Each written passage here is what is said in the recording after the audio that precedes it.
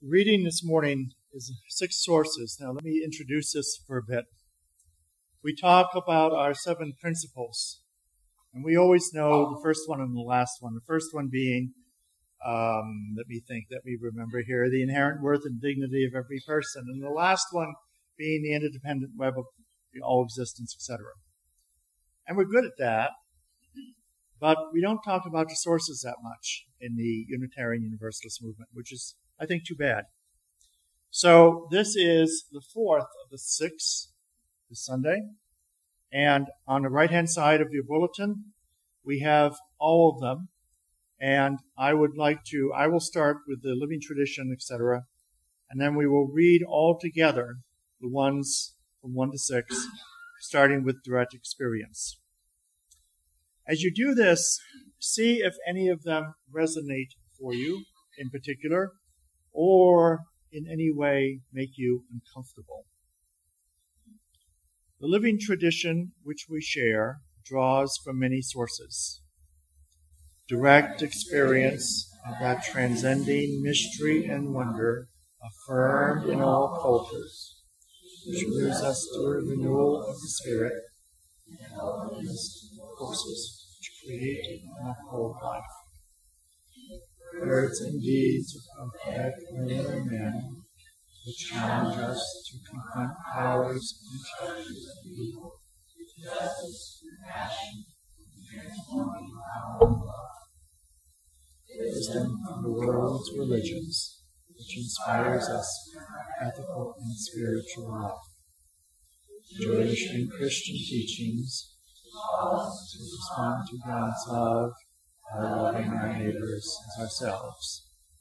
Humanist teachings which counsel us to be guidance of reason and science, warns against idolatries of the mind and spirit. Spiritual teachings of earth-centered traditions celebrate the sacred circle of life and guide us to live in harmony with living. So just sit with those statements for a few moments and just think of how those sources may have shaped your life and may have helped bring you here to this community.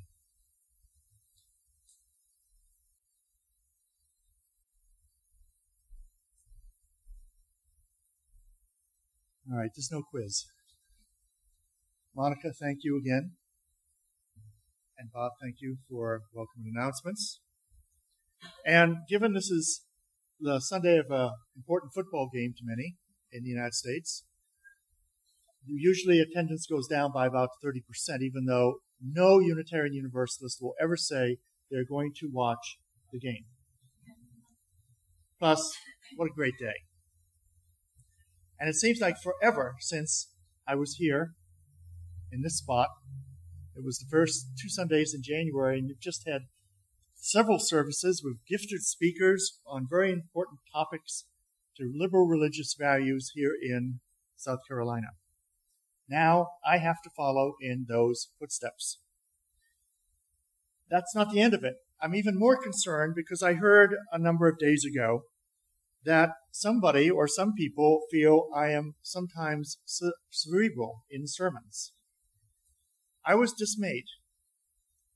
I think that intellectual discourse is marvelous, but that it is best left to the university, which we happen to have one nearby, or the classroom in general. Sermons, in my opinion, are ways to help head and heart deal with life together. And so I have to say that in all deadly seriousness, this may be a smidgen cerebral this morning. I'll get over it, and next week will be less so.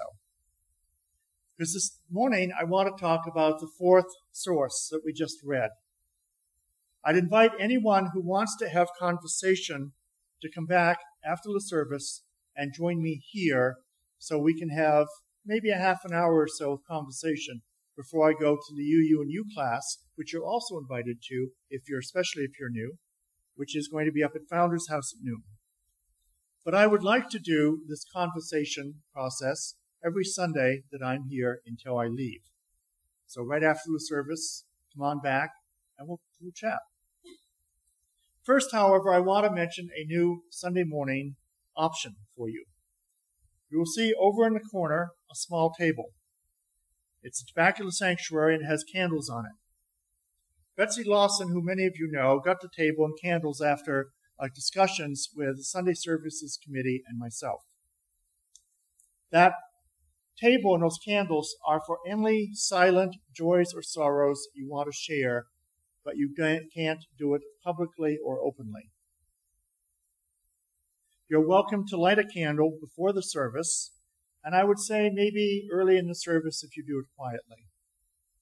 You need not ever say why the candle has been lit.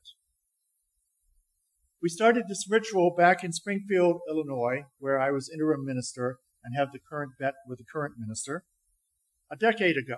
And they still do it. When I was there last summer, they still have it in one corner.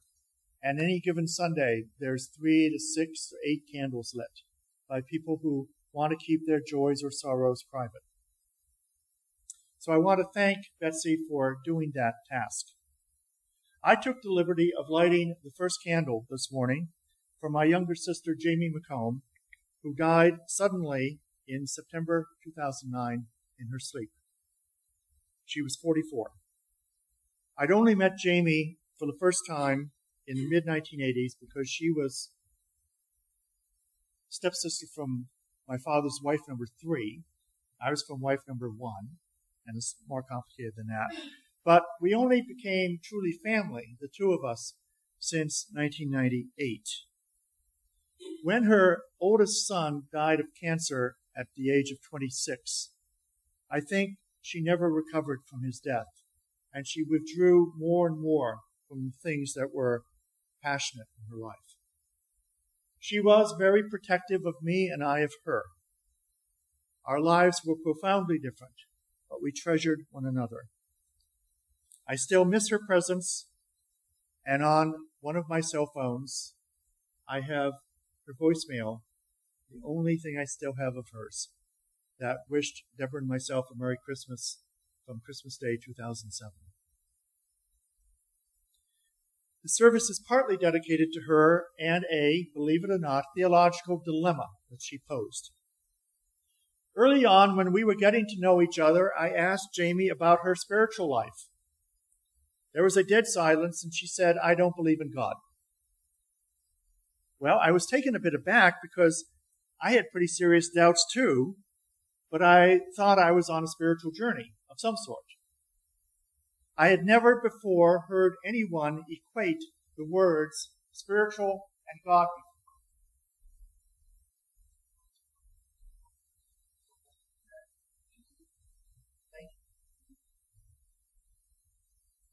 I had never heard of anyone equating those two words, God and spiritual, as being one and the same.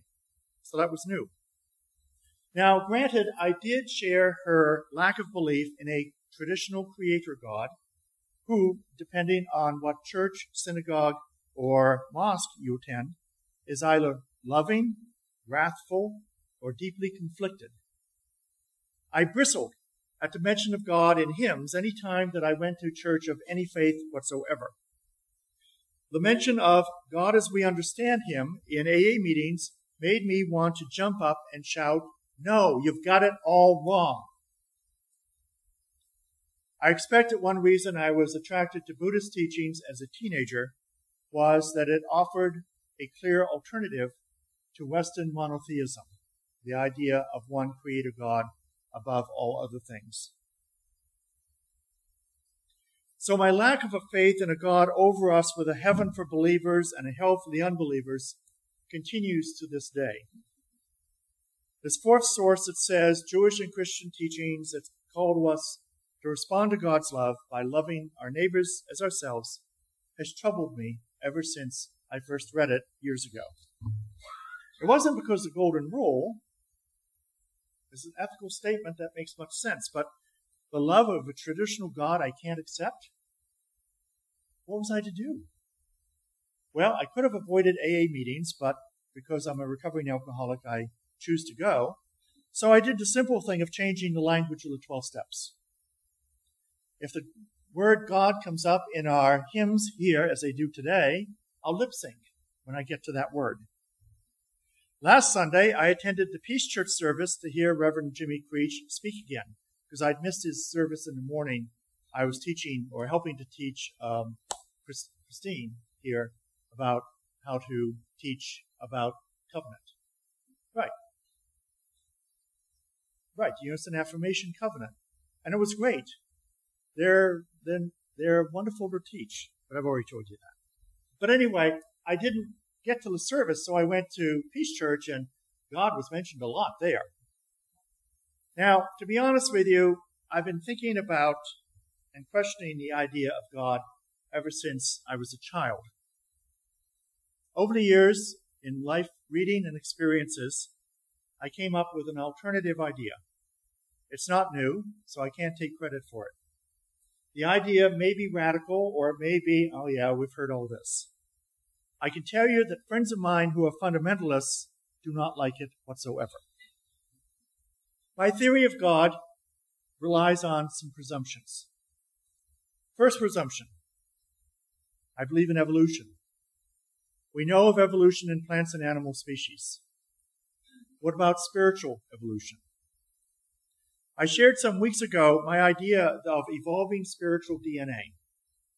That means that spirituality, which means being connected to something beyond our skin, being connected in some way to the world around us, is always evolving in new and endlessly changing combinations. So, in southern France, you've probably seen pictures or maybe had the blessing of being there of the Cro-Magnon paintings on the walls of the caves. Those are spirituality. Those are awe. Those are incredible moments where human beings started with art to speak of the mysterious. That art evolved over millennia to the great cathedrals and temples of Europe and Asia. That spiritual DNA then moved further and became music and art and architecture, and our ability as human beings to see the wonderful things of the world and be filled with awe. Those experiences that we have, we pass on to the generations after us. And that, I say, is our spiritual DNA. So the evolution of spirituality is an essential part of my theory. Second, I tend to believe in reincarnation. Even without empirical evidence, I believe that some attribute of us survives death. Now, whether it's a soul that has our identity and core personality, I don't know. There's evidence that early Christianity did believe in reincarnation. Many Buddhist teachings, and I'm Buddhist, speak of reincarnation not as the small self, our ego, surviving death, but the essence of our thoughts, words, and deeds surviving death to reappear once again in another lifetime. My personal experiences and hearing of others' death experiences suggest that Tibetan Buddhism in particular is close to what I believe happens. Our body and our mind disappear, but something beyond them continues. So evolution and some form of individual continuation after death are also essential to my little theory. Well, what's the theory? Well, it's pretty simple, actually. And it also operates on the assumption that all three monotheistic traditions, Islam, Christianity, and Judaism, got it a little bit wrong. It's not a God who created the universe and is omnipotent, but it's the other way around. The theory is this: God does not yet exist, but is the end product of our spiritual evolution. Perhaps for human beings, but quite possibly for all sentient beings in the world. God does not yet exist, but is the end product of our evolution spiritually. Now, here's my thinking on it. I want you to imagine for a moment your life from beginning, whether it's conception or birth, doesn't matter, to death. Imagine it as a straight line. We're all somewhere on that line. Every moment of your life before this moment is on that line. And there are a lot of points on that line. Countless number. In the future, there are hopefully many other points on that line until it comes to an end. And then what will happen is we will end our lives. Now, the future, of course, there are many possibilities because we always have choice. So imagine this line called the life of Alex from beginning to end. And then it ends. And then in reincarnation belief, it starts anew. Over and over, this pattern repeats and goes on while we keep learning and making mistakes and evolving towards greater wisdom and wholeness. So that's the second piece. Last year I mentioned a writer, the writer of the opening words, Pierre Teilhard-Chardin, who was a Jesuit, priest, and a scientist, and he got himself in such deep trouble with the Catholic Church. He wrote several books, including The Phenomenon of Man and The Future of Man. His central argument was this, that consciousness by its nature becomes more complex with time. As creatures evolve, they become, in their consciousness, more complex. He said that the ultimate complexity of consciousness, and he said in human beings, is called the omega point, the end point. But more importantly, he said that human beings are being pulled towards it. This did not amuse the Vatican. Nevertheless, he persisted in this belief, which was the opening words, driven by the force of love, and you could use the word compassion there.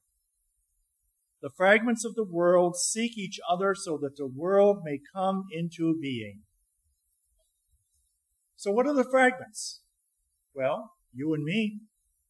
You talked about them in joys and sorrows today. You're everyone else too. No one's left out. My little theory that I've had for many, many, many years now comforts me for several reasons. One is what I just said. No one's left out. Everyone will evolve spiritually into that omega point, Godhead, Buddha nature, whatever you want to call it, or God. Of course, some spiritual paths are harder than others. Those who have practiced cruelty will have harder work, but they are not doomed to the hell that our ancestors fear. Our Universalist tradition spoke directly to a promise that salvation was universal. And at one time, that is why they were the sixth largest denomination in this country. I'll speak more about that next week, but not as history, but more as a connection to this idea. Another reason, a third reason, is that every thought, word, and deed we experience in our lives will shape how the end point of our evolution arises. Say it a different way, helps God to become real. If we are compassionate toward ourselves and others, we help knit spiritual DNA into something powerful and strong. If we cause harm by anger, unskillful actions, and mistakes, we have to learn through experience and hard work how to mature and evolve our sense of relationship, because relationship is the key. It's not isolation. It's not just individualism. It is the relationship we have with others and they with us that are the evolution of our spirit.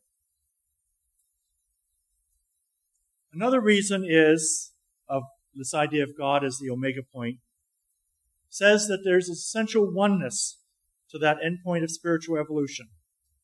You don't have to have the doctrine of the Trinity or any other torturous way to ask what is God and define it. There's nothing superstitious. And most of all, there's not one right religion and all the others are wrong. Fourth and final reason. I see church signs, and there was one at the Baptist church near where I live, that say we're the children of God. And that implies a Father God, usually, who can be loving or stern, or really be saddened by sinners like me. This is where I think Christianity, Islam, and Judaism didn't quite go far enough. My theory on the God dilemma would argue that we are the parents of God and not the children. We are the ones who will teach, show, and be good examples for the God at the end of our evolution. It is our responsibility to our children and all those children of the future to think, act, and be people and creatures of compassion. This is where our spiritual DNA passes from generation to generation to our thoughts, words, and deeds, our ethical deeds and wars, and yes, our religious beliefs that have moved to a larger page. We pray to God. It's a prayer to us, a long way down the road of our spiritual evolution. We speak or sing the word God, we're naming ourselves at the place where our imperfect love, confused wisdom, and occasional insights make it to the end of our evolutionary place. Let me end on a very uncerebral note. A few days after Jamie's sudden death, I was driving north in California after a Buddhist retreat. I was living in Washington State. I suddenly had a very powerful, intuitive feeling of Jamie's essence, not her presence so much, but her essence, being with me. It was in a place of great confusion and uncertainty, not fear though. There were colors that made no sense and shapes that were mystery. But just for a long moment, I had this sense of connection. To this day, I still remember that moment, that possible glimpse into the great mystery beyond death.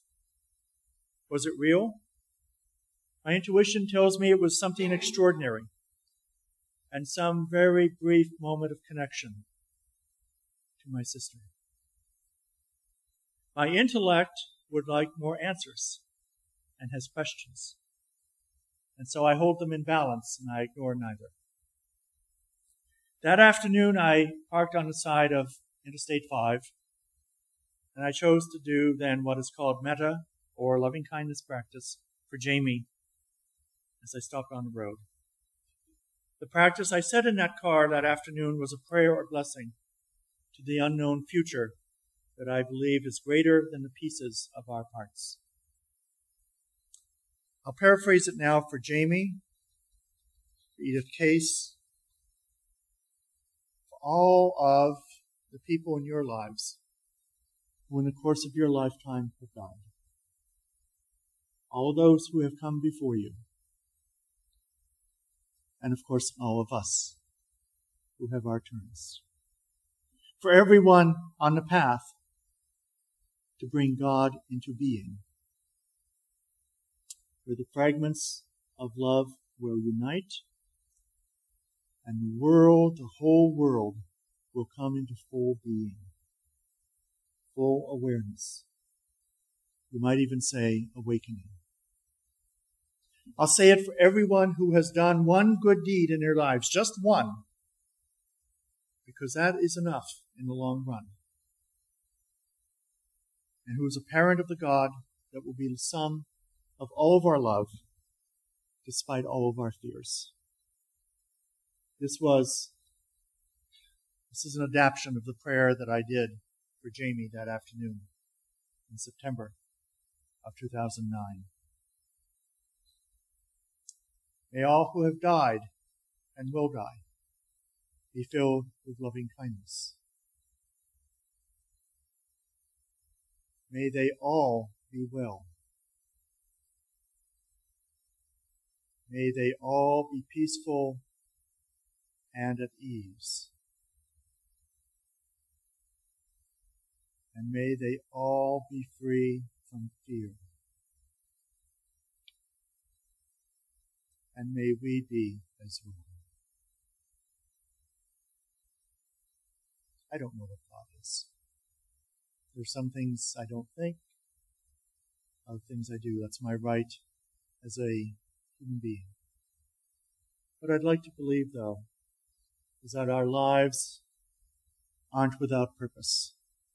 That our feelings, our hopes, our dreams, our mistakes, all the things that make us who we are, and the gifted creatures that we can be, that it has a purpose driven by evolution, by love, and especially by compassion. That's my working theory.